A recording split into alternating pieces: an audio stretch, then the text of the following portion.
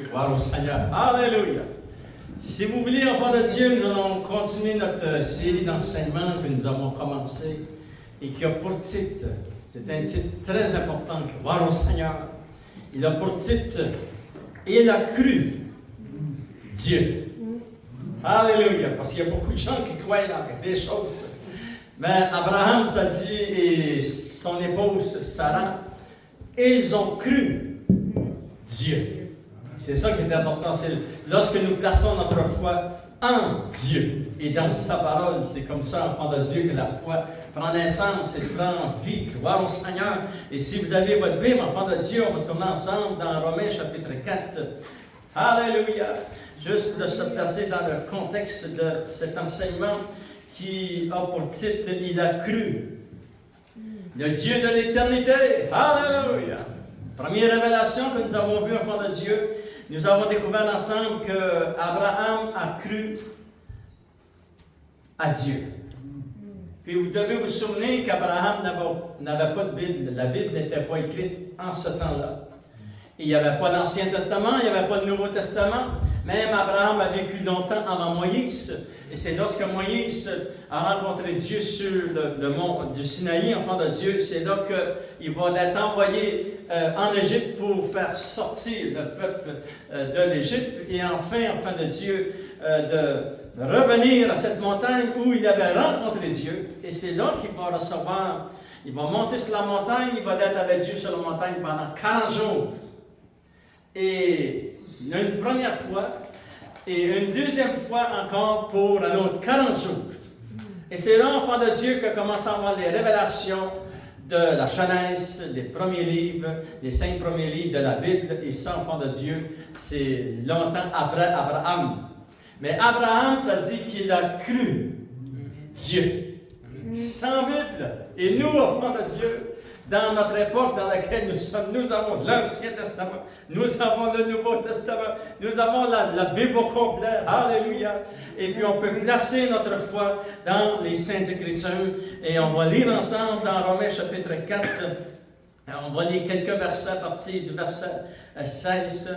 Gloire au Seigneur. Il a cru Dieu, il avait la foi en Dieu, enfant de Dieu, c'est le premier point que nous avons vu.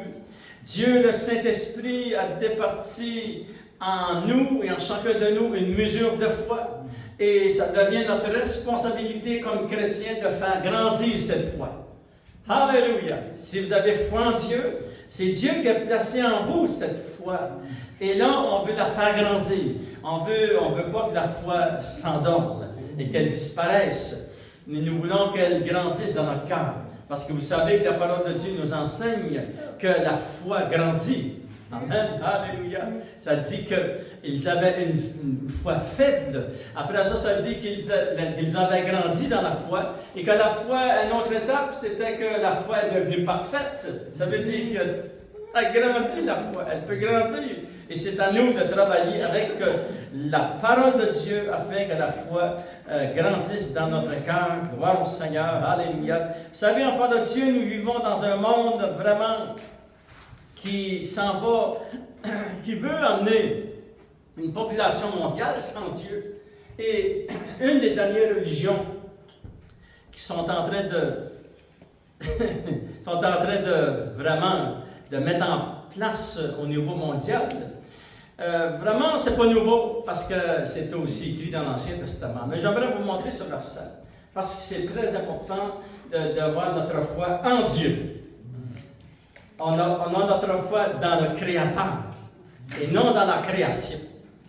Dans l'Ancien Testament, avant de lire dans Romains chapitre 4, j'aimerais vous montrer ce verset dans Deutéronome chapitre 4, verset 19. Et vous allez voir ensemble, enfants de Dieu, ce verset puissant, c'est que avant le déluge, les nations au temps de Noé ont délaissé Dieu et ils s'étaient tournés vers la création. Et Dieu va reprendre cette pensée et il va dire au peuple d'Israël, vous ne ferez pas cela. Regardez ce qu'il dit dans Deutéronome chapitre 4, verset 19. Et on ne veut pas entrer dans cette direction, on ne place pas notre foi dans la création, on place notre foi dans le Créateur. Alléluia! La création nous a été donnée en partage à toutes les nations, il est dit dans la parole de Dieu. Regardez, Deutéronome chapitre 4, verset 19. Veille sur ton âme, de peur que, levant les yeux vers le ciel et voyant le soleil, la lune et les étoiles, toute l'armée des cieux, tu ne sois entraîné à te prosterner en leur présence et à leur rendre un culte. Ce sont des choses que l'Éternel ton Dieu a données en partage à tous les peuples sous le ciel, tout entier. Voyez-vous, la dernière religion ça va faire partie de la religion mondiale, ils veulent venir à adorer la création. Mais la parole de Dieu nous avertit, nous enseigne à adorer le Créateur. Nous plaçons notre foi en Dieu et non dans la création. Parce qu'il y a de la vie dans la création. Mais cette vie, elle est vraiment enfant de Dieu. C'est Dieu qui amène la vie dans la création. Mais embrasser un arbre, l'arbre n'est pas Dieu. Et quand même qu'il y a de la vie dans l'arbre, c'est pas Dieu, ça fait partie de la création. Dieu est plus grand que la création. C'est lui, dans une seule parole, alléluia, proclamer une seule parole, enfant de Dieu. Il a créé tout cet univers, cette création merveilleuse. Et ça dit, enfant de Dieu, les gens avant le déluge s'étaient tournés vers le soleil, les étoiles, et tout ce que Dieu avait créé, s'étaient prosternés pensant que c'était des dieux. Non, ce n'est pas des dieux, ça fait partie de la création. Et Dieu nous a donné ça en partage, enfant de Dieu. C'est pour cela que c'est vraiment bénissant de savoir qu'Abraham n'avait pas de Bible et de savoir qu'Abraham crut Dieu.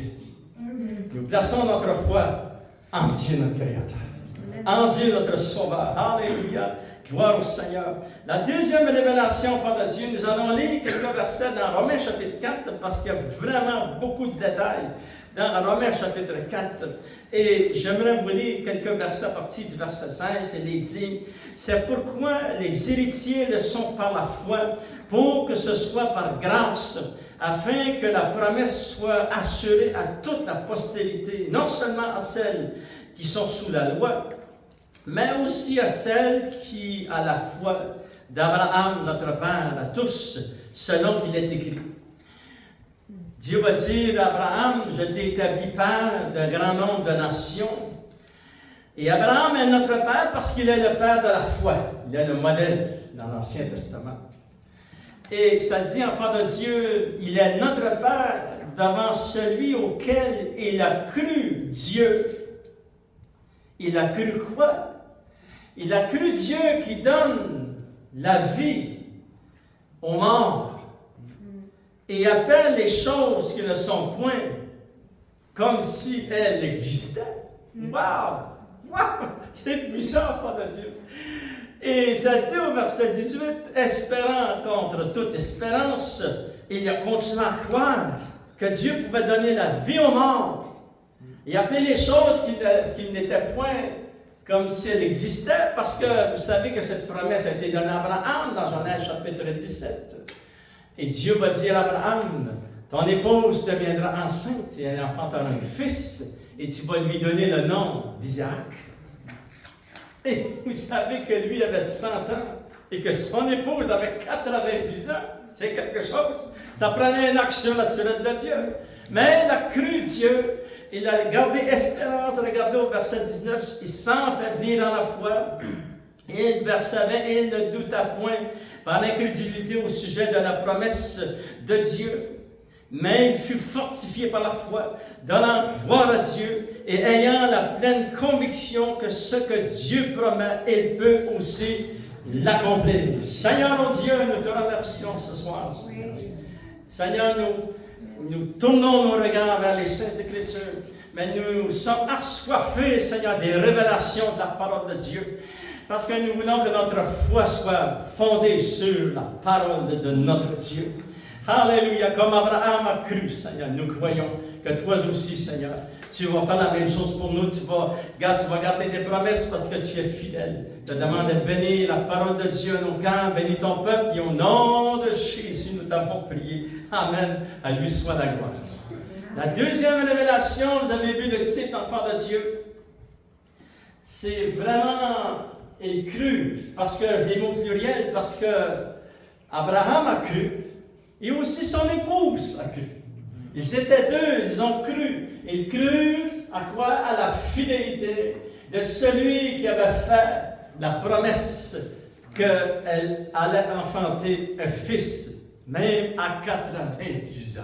Alléluia. Regardez, enfants de Dieu, cette grande révélation dans Hébreux chapitre 11, verset 11 jusqu'au verset 12, parlant de Sarah, et aussi ici dans Romains chapitre 4, parle d'Abraham. Mais dans le chapitre 11 d'Hébreux, parle aussi d'Abraham et de Sarah. Mais on va lire le verset 11, enfants de Dieu. Regardons ce qui est écrit. Ça dit, c'est par la foi que Sarah, elle-même, malgré son âge avancé, vous savez, c'était 90 ans, fut rendue capable d'avoir une postérité parce qu'elle crut. Qu'est-ce qu'elle a cru? Elle a cru à la fidélité de celui qui avait fait la promesse qu'elle allait enfanter un fils et que de ce fils allait sortir des nations et des rois. Alléluia! Et c'est ça qui est arrivé. Nous en sommes témoins. Aujourd'hui, lorsque nous regardons au Moyen-Orient, partout en Israël, c'est de la descendance d'Abraham, mais en tout d'Israël, c'est toute la descendance d'Abraham. Dieu a tenu sa promesse. Amen, ça a pris des milliers d'années. Mais ici, ça dit que cette femme-là, elle a cru à la fidélité de celui qui avait fait la promesse. C'est pourquoi d'un seul homme déjà usé de corps, parce qu'il avait 100 ans, naquit une postérité nombreuse comme les étoiles du ciel, comme le sable qui est sur le bord de la mer et qu'on ne peut compter. Alléluia. Mais nous voyons qu'il crut à la fidélité de celui qui a fait la promesse. Maintenant, j'aimerais vous ouvrir une parenthèse, enfants de Dieu. Dans votre Bible, dans l'Ancien et dans le Nouveau Testament, la Bible au complet, il y a pour chacun de nous, il y a pour chacun de vous, 32 500 promesses que Dieu a faites. Pour toi, il y a 32 500 promesses. Pour toi, il y a 32 500 promesses. Dans cette Bible, alléluia. Et nous voulons croire à la fidélité de celui qui a fait la promesse. Amen. Celui qui a fait les promesses, c'est Dieu, notre Dieu, notre Créateur.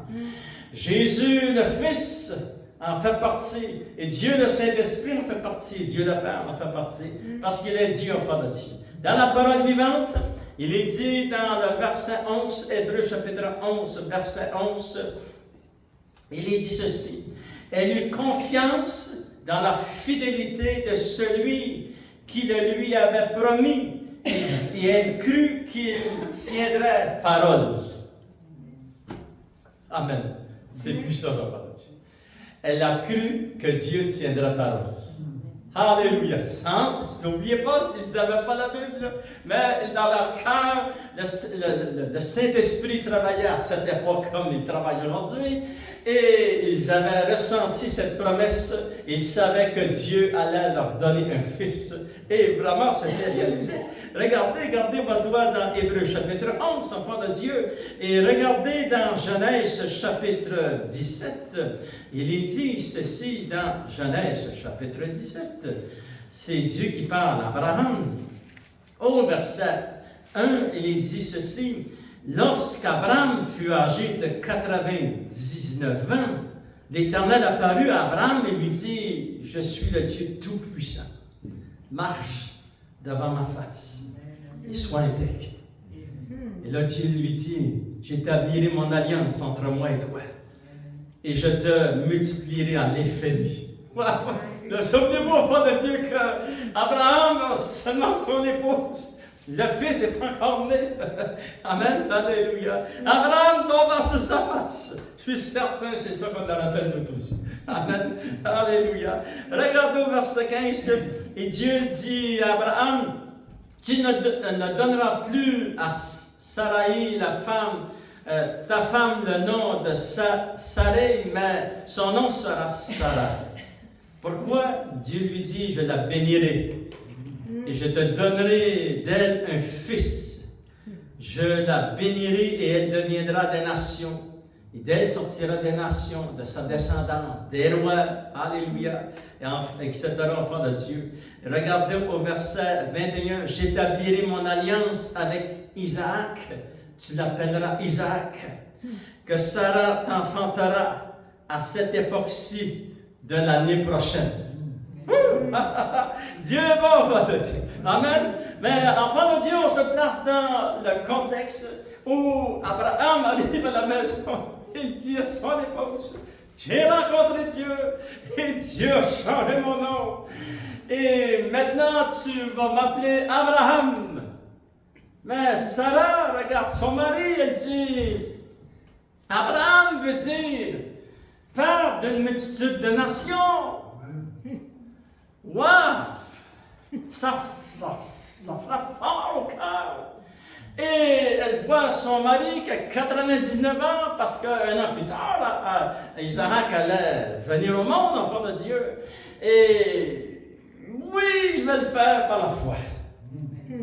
Et là, Dieu va même changer le nom de son épouse, Sarah, mère d'une multitude de nations.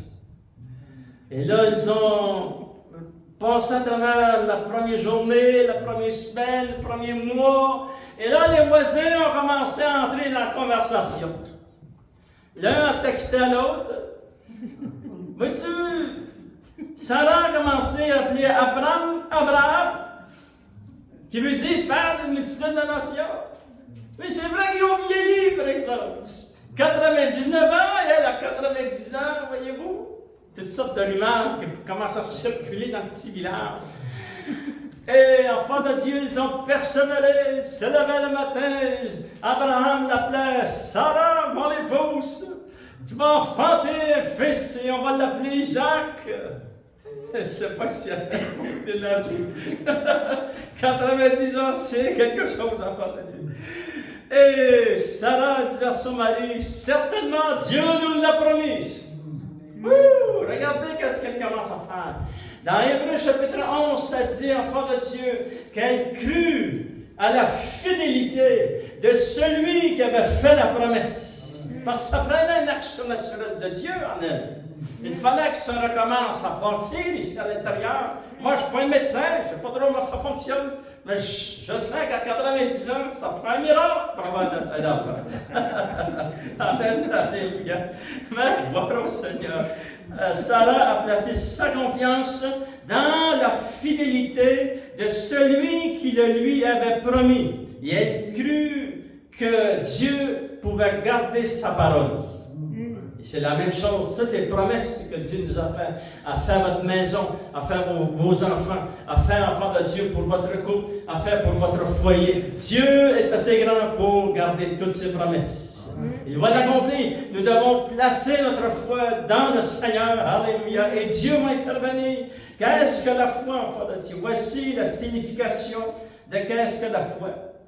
La foi, dans Hébreux chapitre 11, vous savez que tout le chapitre complet nous parle de la foi. Mais regardez dans Hébreux chapitre 11, vous avez gardé votre doigt.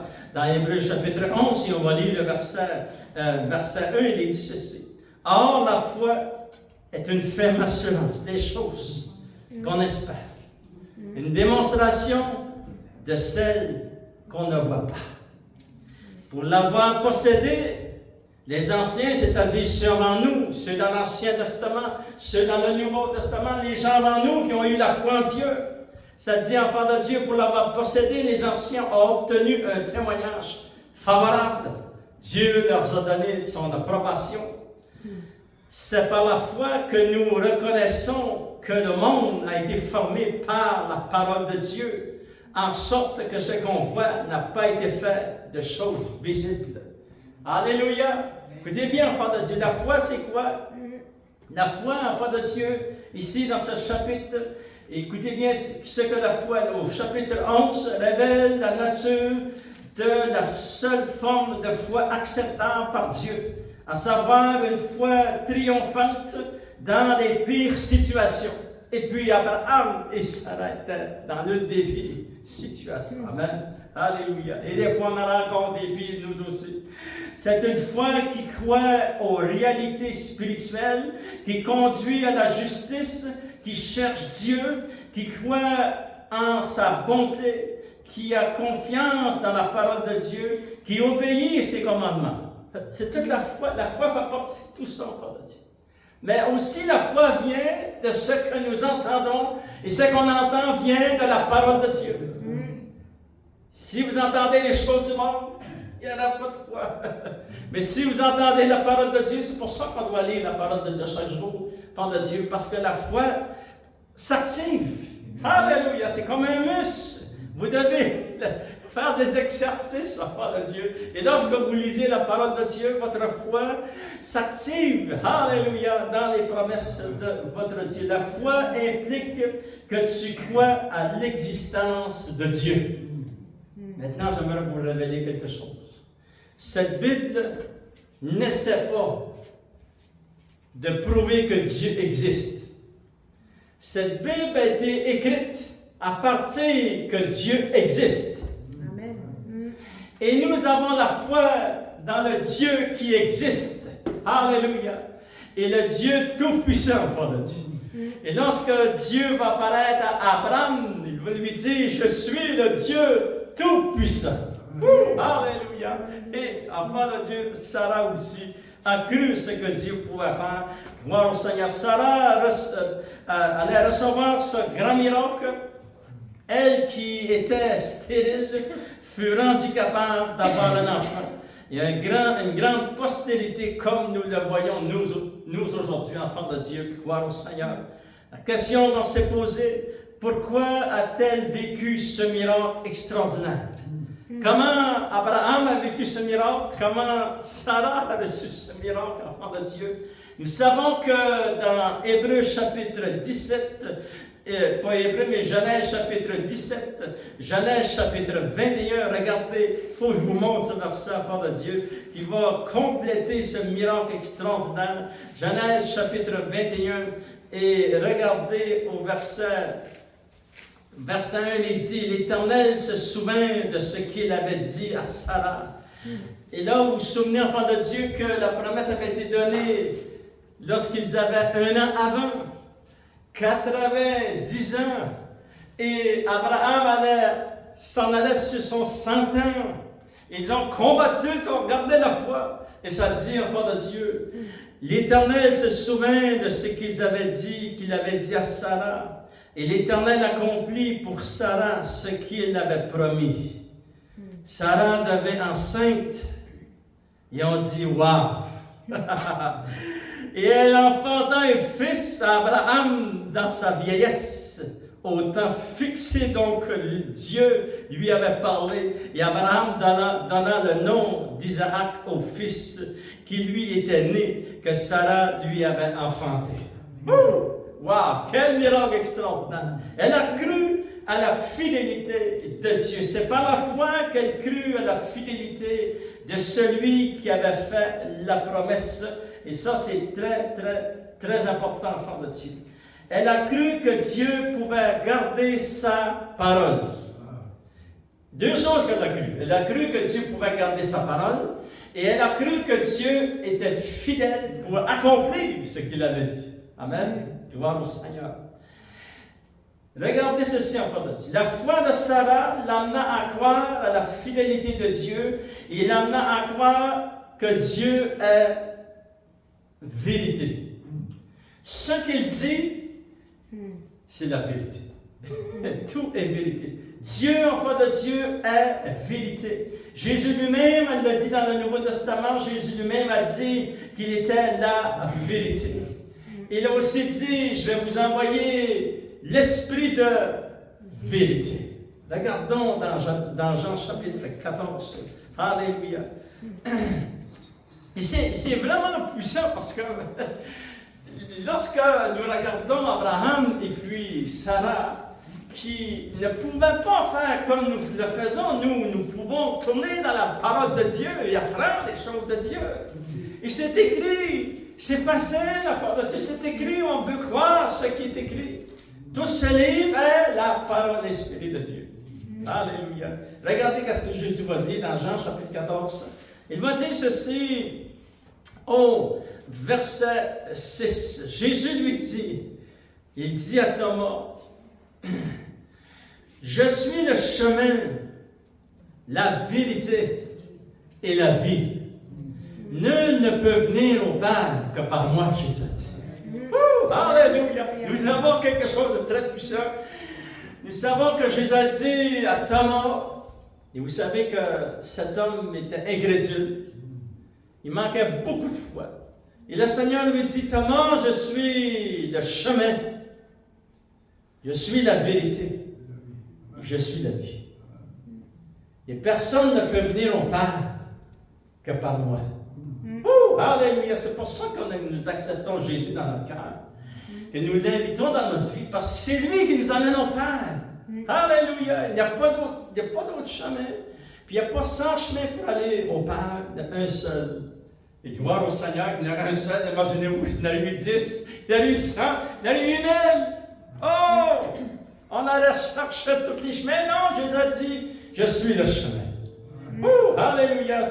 C'est égal pour tout le monde, tous ceux qui veulent placer leur foi en ce que Jésus a dit. Jésus a dit, je suis le chemin, je suis la vérité, et je suis la vie.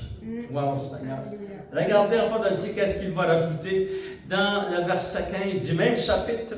Il dit, si vous m'aimez, gardez mes commandements, et moi je prierai le Père. Il vous donnera un autre consolateur, afin qu'il demeure éternellement avec vous. L'Esprit de vérité, que le monde ne peut recevoir. Le monde ne peut pas le recevoir parce qu'il ne le voit pas. Vous l'avez reçu.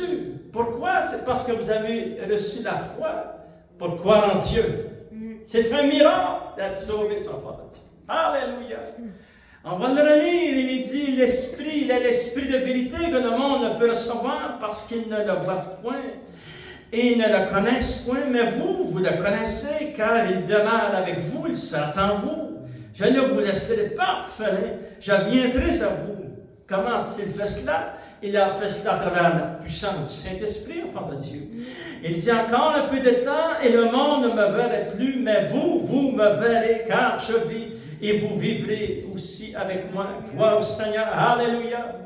Jésus l'avait promis. Je vais vous envoyer l'Esprit de vérité.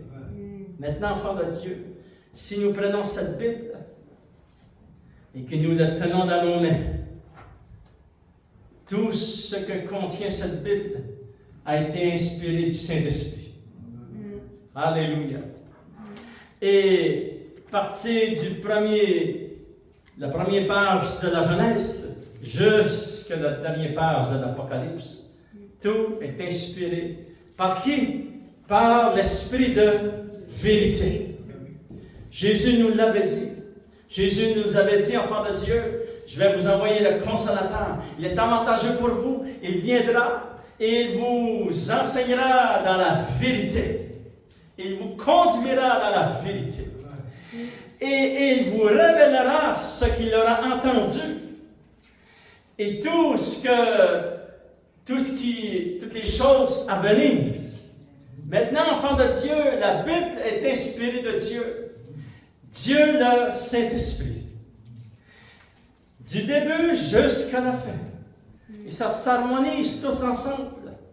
Et la parole de Dieu, mais le Saint-Esprit a été fidèle à tout ce que le Père et le Fils lui avaient demandé comme mandat.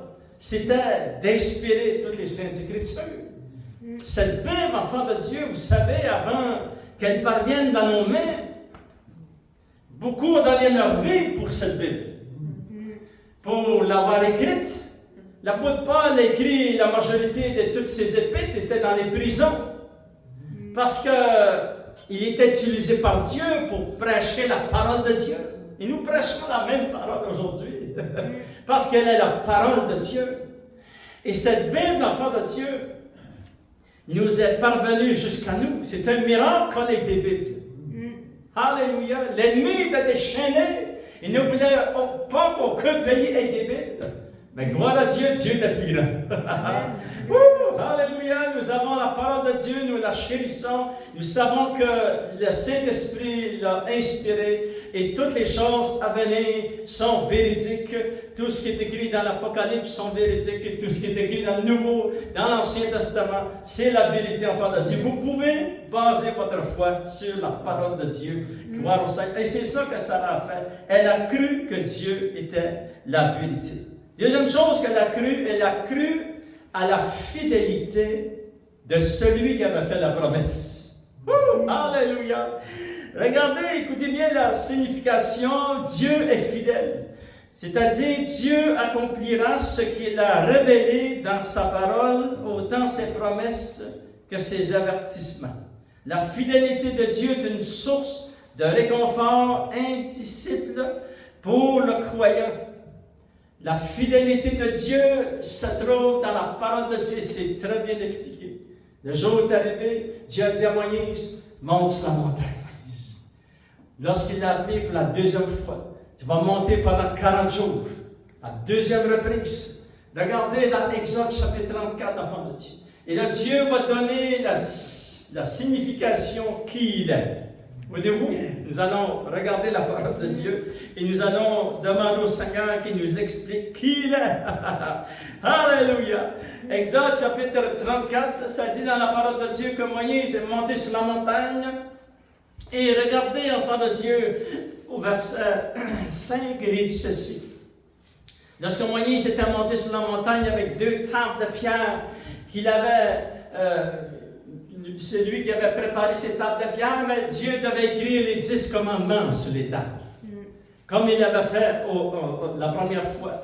Et là, ça dit que lorsqu'il monte sur la montagne, verset 5, l'Éternel descendit dans une nuée.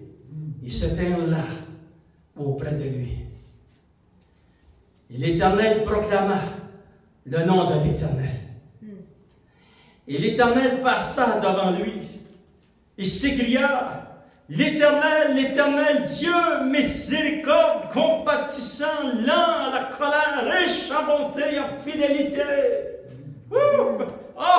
Imaginez-vous, si vous auriez été à la place de Moïse. Il devait trembler, wow, que l'Éternel proclame son nom. Il s'est dit qu'il conserve son amour jusqu'à 1000 générations, qu'il pardonne l'iniquité, la rébellion et le péché, mais qui ne tient point le coupable pour innocent, et qui punit l'iniquité des pères sur les enfants et sur les enfants des enfants jusqu'à la 3e et 4e génération. Et lorsque Moïse a vu tout cela, tout entendu cela, enfant de Dieu, s'est dit, aussitôt Moïse s'inclina à terre et se prosterna. Alléluia! C'est certain que j'aurais fait la même chose. Wow! Dieu va donner la signification qu'il est. Je suis le Dieu rempli de bonté, miséricordieux, le Dieu fidèle. Alléluia! Dieu est fidèle, enfant de Dieu. Il est tout-puissant, gloire au Seigneur. Ayez confiance en ce Dieu qui est fidèle. Et la promesse que vous découvrez dans la parole de Dieu. Enfant de Dieu, lorsque vous prenez ce livre, chaque fois que vous le prenez dans votre chambre de prière, chaque fois que vous l'ouvrez chez vous, des fois, enfant de Dieu, ça arrive, vous ouvrez ce livre comme ça. Vous avez demandé quelque chose à Dieu, et là, il y a un verset qui devient vivant. Ça, il appelle ça le raiment de Dieu. Alléluia! Et là, vous allez commencer à danser, être excité, parce que là, c'est comme Dieu dit, mon fils, ma fille, c'est à toi que je parle maintenant. Je te donne un réma, c'est pour toi cette parole. Et là, cette parole va travailler, va te donner de l'énergie, va te faire avancer dans ta foi. Et prépare-toi, tu vas voir l'accomplissement de cette parole. C'est comme ça que Dieu agit. Maintenant, pour terminer, regardons le psaume 89, enfant de Dieu. Alléluia. Gloire au Seigneur. Vous savez, malgré qu'Abraham avait 100 ans et que Sarah avait 90 ans, il y avait de l'excitation dans la maison, pareil. Imaginez-vous, enfant de Dieu, 90 ans, puis ton petit bébé vient juste de naître. Oh! C'est quelque chose, parce qu'elle a élevé son fils. Amen. Mais on va retourner ici dans le psaume 89 pour lire ensemble la fidélité de Dieu, enfant de Dieu, en terminant. Il est dit dans Psaume 89, verset 1, il dit ceci, verset 2, excusez. Il est dit, je chanterai toujours les bontés de l'Éternel et ma bouche fera connaître à jamais ta fidélité, Seigneur. Car je le dis, la bonté a des fondements éternels. Tu établis ta fidélité dans les cieux. Maintenant, enfant de Dieu, écoutez bien ceci. C'est puissant qu'est-ce qui est écrit ici. Les bontés de Dieu et la fidélité de Dieu a des fondements éternels parce qu'ils sont en lui. Alléluia! Regardez, on continue à lire, enfant de Dieu, verset 6. Les cieux célèbrent tes merveilles, ô Éternel, et ta fidélité dans l'assemblée des saints, comme nous avons fait. Amen. On a célébré la fidélité de Dieu dans l'assemblée. Car qui dans le ciel peut se comparer à l'Éternel? Qui est semblable à toi parmi les fils de Dieu? Dieu est terrible dans la grande assemblée des saints. Il est redoutable pour tous ceux qui l'entourent. L'Éternel des dieux des armées, qui est comme toi puissant, ô Éternel, ta fidélité t'environne. Ça, c'est la fidélité de Dieu. Il n'y a aucune iniquité en lui. Il ne changera pas d'idée. Ce qu'il a promis, il va la garder. Regardez au verset 12, enfants de Dieu. C'est à toi qu'appartiennent les cieux et la terre. C'est toi qui as fondé le monde et ce qui renferme, enfants de Dieu. Il est dit, verset 15, ta justice et l'équité sont la base de ton trône. La bonté et la fidélité sont devant ta face. Et là, c'est la cerise sur le gâteau, verset 16.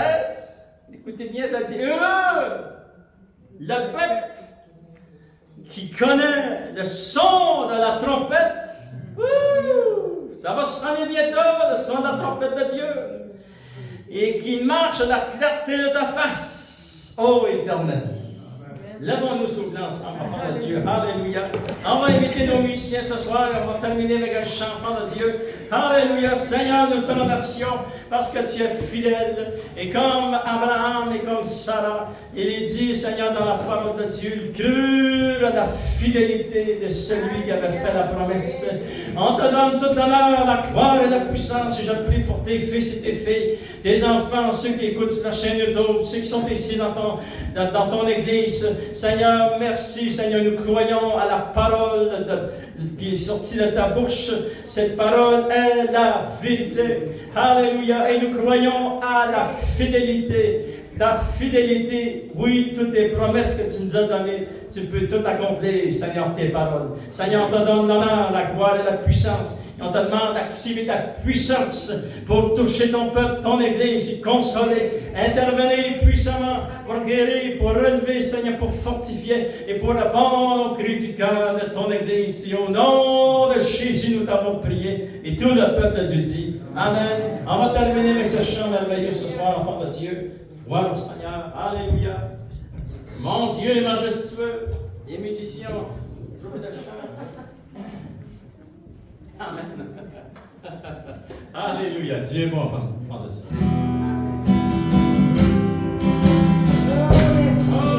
Alléluia.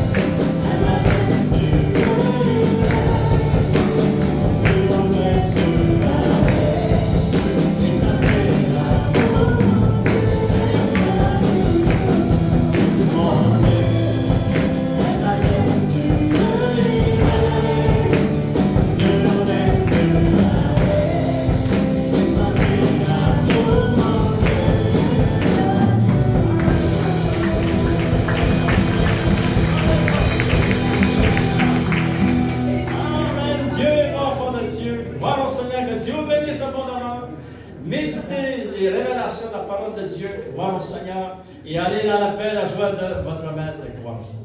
Amen.